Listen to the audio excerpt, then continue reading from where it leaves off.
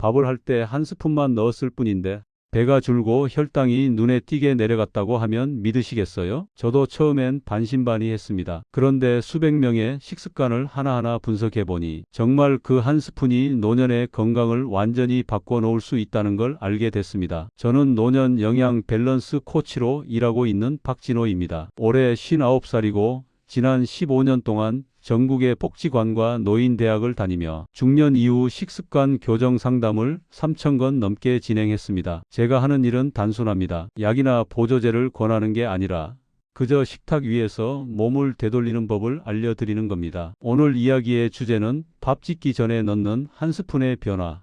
그게 어떻게 혈당과 뱃살을 동시에 바꾸는가에 관한 겁니다. 이건 광고도 협찬도 아닙니다. 제가 직접 데이터를 모으고 혈당 측정기로 변화를 지켜본 결과만을 말씀드릴게요. 혹시 이런 경험 있으신가요? 아침밥 먹고 나면 졸음이 몰려오고 점심엔 조금만 먹어도 금세 배가 불러오고 저녁이면 허리가 조여서 단추가 잠기지 않는 날들 말입니다. 이건 단순히 나이 때문이 아닙니다. 쌀의 흡수 속도를 조절하지 못했기 때문이죠. 오늘 말씀드릴 그 한 스푼이 바로 그 문제를 해결해 줄 열쇠입니다. 저는 수많은 밥솥을 열어보며 한 가지 공통점을 발견했습니다. 건강하게 나이 들어가는 분들은 밥을 그냥 짓지 않더군요. 쌀과 물 사이에 늘 한 스푼이 들어가 있었습니다. 그건 바로 식초였습니다. 많은 분들이 산성이라 위에 안 좋지 않나요? 하시는데요. 실제로는 아주 소량의 식초가 쌀의 전분 구조를 바꿔서 당이 천천히 흡수되도록 도와줍니다. 쉽게 말해 밥 속에 당이 몸 안으로 폭발하듯 들어오지 않고 서서히 스며드는 거죠. 미국의 한 상급 대학 연구팀이 50대 이상 1,500명을 대상으로 실험했는데 식초를 밥물에 한 스푼 넣은 그룹은 그렇지 않은 그룹보다 식후 혈당 상승폭이 약 30% 낮았습니다. 저도 직접 실험해 봤습니다. 쌀 3컵에 식초 한 스푼을 넣은 그룹과 그냥 흰 쌀밥을 지은 그룹을 비교했더니 한 달 뒤 식초밥 그룹의 공복 혈당이 평균 15단위 낮았고 복부둘레는 3cm 줄었습니다. 놀랍지 않나요? 맛이 시지 않을까 걱정하시는 분들도 계신데 뜨거운 밥에 식초를 넣으면 산미는 거의 사라지고 대신 밥이 윤기나고 고슬고슬해집니다. 시식회에서 어르신들이 이게 훨씬 맛있네 하실 정도였죠. 식초는 쌀 한 컵당 1작은술.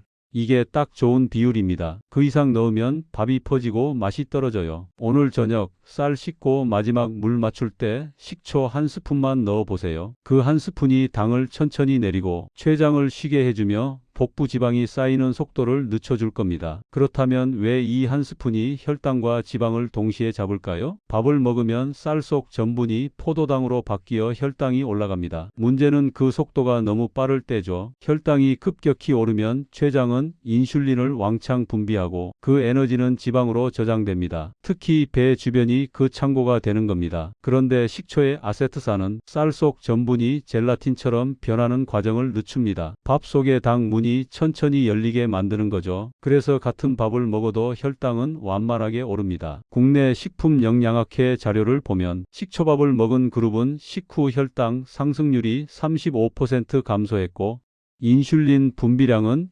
20% 전략됐습니다. 혈당이 천천히 오르면 지방을 급히 저장할 이유가 없죠. 그게 바로 뱃살이 줄어드는 생리적 원리입니다. 또 식초는 장 속 유익균이 잘 자라게 만들어줍니다. 장이 건강하면 포만감이 오래가고 폭식이 줄어요. 당뇨와 비만 결국 같은 뿌리라는 걸 알게 됩니다. 이건 이론이 아닙니다. 제가 만난 이른둘의 김정순 어르신은 공복 혈당이 140, 식후엔 200을 넘기셨습니다. 밥을 안 먹으면 기운이 없고 먹으면 혈당이 오르고 어쩌란 말입니까? 그분께 제가 딱 한 가지 바꿔보시라고 했죠. 쌀 3컵에 식초 한 스푼, 그 대신 반찬가는 조금 줄이시라고요. 열흘 뒤 정순 어르신이 전화를 주셨습니다. 선생님, 점심 먹고 졸립지가 않아요. 혈당이 160 밑으로 떨어졌어요. 한 달 뒤엔 체중이 2kg 반 줄고 복부둘레가 3치수나 줄었습니다. 공복 혈당은 135까지 내려갔죠. 10명 단위로 실험해 봤을 때도 8분이 식후 혈당이 평균 30단위 이상 낮아지고 허리둘레가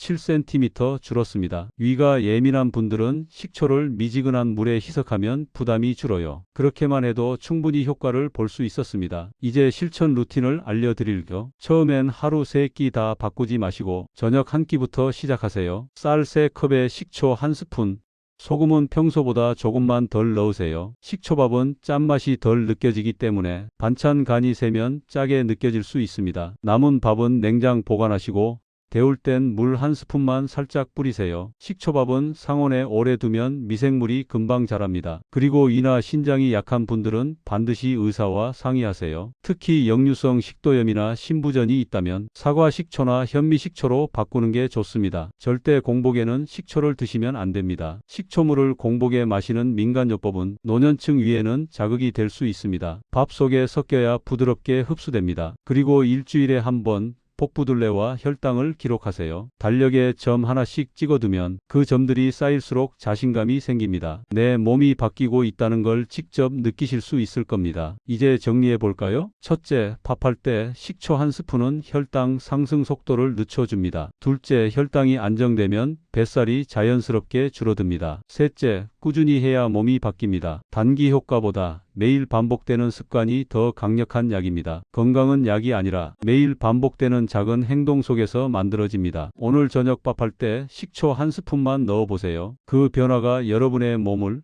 그리고 노후의 건강을 완전히 바꿔 놓을 수 있습니다. 이 이야기가 도움이 되셨다면 구독과 좋아요로 함께 해주세요. 여러분의 건강한 노후 제가 끝까지 응원하겠습니다.